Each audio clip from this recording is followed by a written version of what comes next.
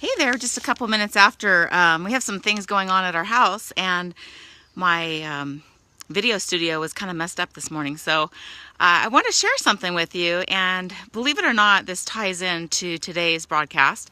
So last night, we had a rain coming. I saw it on the news, and that's why I was out working on my ditch this week, trying to get it ready because I knew that we were going to have a lot of water.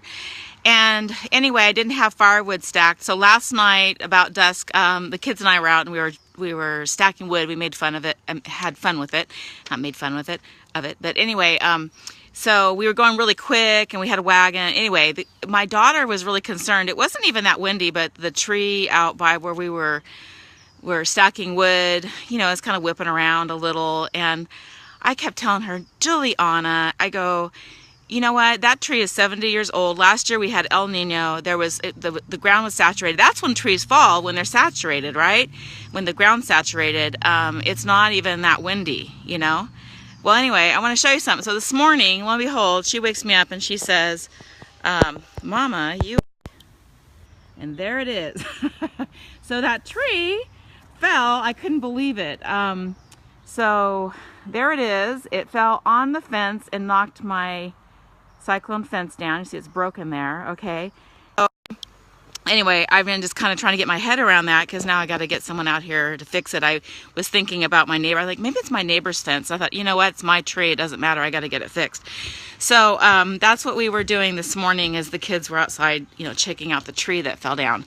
So how does this tie into today's broadcast? Well, okay, there it is.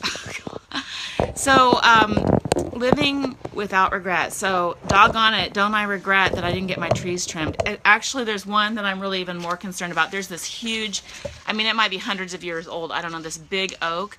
And we had a small branch that broke at the top one time, and it literally covered my whole front yard, and I have not taken care of that. So today I'm thinking, oh my gosh, I've got to get somebody out here, and because if that oak tree goes, there's my house. It's gone, or a good part of it. So anyway, I wish I would have got my trees trimmed. So today we're talking about reverse engineering your life so that you can prevent future regret. And so we're talking about bigger things in life, not necessarily just a fence. That's no big deal, right? Fences can be mended. But our relationships and, the time that we spend now, we can never get back, right? On whatever we choose to spend it on. So I wanted to just kind of read through some things so I don't miss it. But basically, I heard about this gal. She wrote a book, and her name is Bronnie Ware. And I heard about this many years ago, and I was fascinated by it. And basically, she was a nurse that took care of dying patients, people that were 3 to 12 months from passing on. And so she was there to care for them and to help them be comfortable in their last days. And she noticed some themes of regret that her patients would share with her. Oh, I wish I had done this, and I wish I'd done that. And she wrote a book about it. And so there was basically 5 themes that she noticed with working on with all these people that they regretted. So I'm going to read those to you because I think that if we, chances are that if all these other people at the end of their lives were having regrets, maybe we might want to look at our own life and see if any of this fits for us, or if we wanted to make, a course correction now so that at the end we don't have regrets, okay?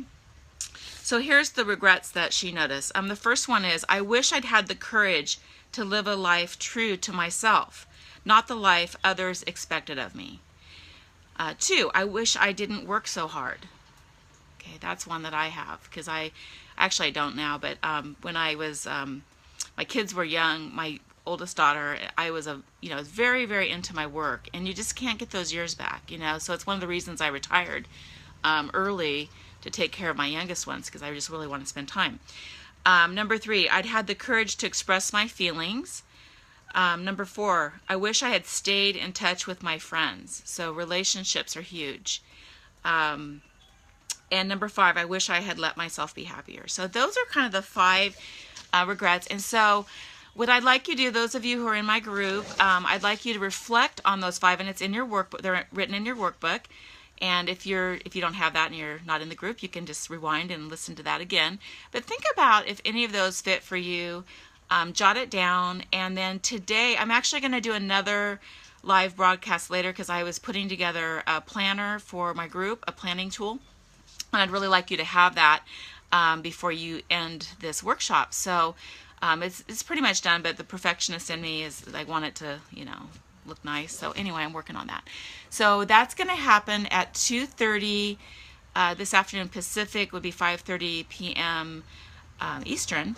And I also have something kind of special to share with you too, kind of the end of the week, wrap it all up, and tell you what your next steps might be in living the life you love. So tune in, 2:30, you don't want to miss it.